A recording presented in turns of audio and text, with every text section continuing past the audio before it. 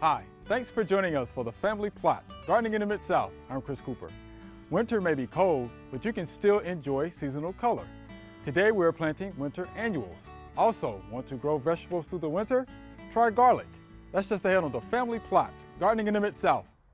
Production funding for the Family Plot, Gardening in the Mid-South is provided by the WKNO Production Fund, the WKNO Endowment Fund, and by viewers like you. Thank you.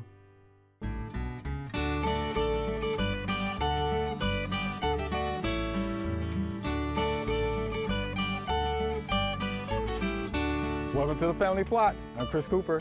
Joining me today is Joellen Diamond. Joellen is the Director of Landscape at the University of Memphis, and Lucas Holman will be joining me later. Hi, Joellen. Yay. I always like doing this, right? Yes. Switching out the beds, right, out, for the yes. season. Yeah. So what are we going to do this time? Well, you look at what we did. The pink begonias look great with the white Dusty Miller. Oh, yeah.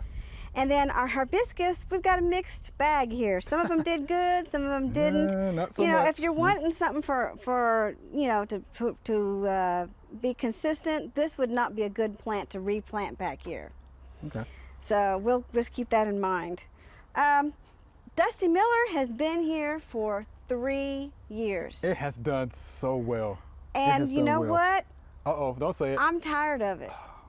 Yeah, so we're gonna do something completely different because it really, I mean, I want to plant bulbs. Okay. And have a great show of bulbs. We can't do that with the Dusty Miller. Right. So we're going to dig up the Dusty Miller, and we can always plant it somewhere else or put it in the compost pile. Wow, you know how that makes me feel, right? This is always tough for me. Yeah. All right. But it has to be done. Has to be done. It's the time of year to Now, we're lucky because not all parts of the country can have winter annuals. So we're lucky. Wow, they did so well. Nice root system there. How about that? So, Joellen, what do you think about the soil?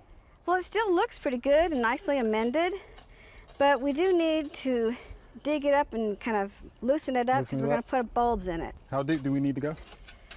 Oh, 6 inches would be good. Seeing some worms, which is good. It's good. It's come a long way. I think when we first started, we didn't see any. Yeah, that's right.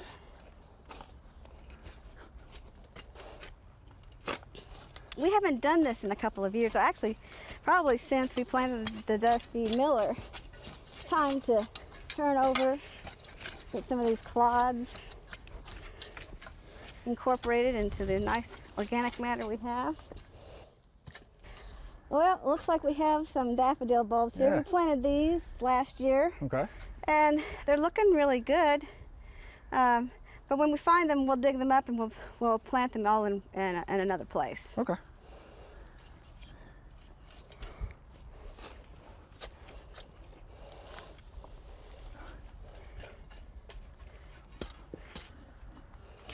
What I'll do is I'll take a garden rake and kind of shape our bed, even out some of these clods.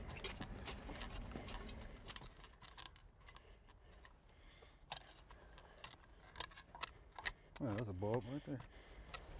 So you think pulling up those roots from the tree will hurt it? Oh, no. Yeah. It's got plenty of them in there.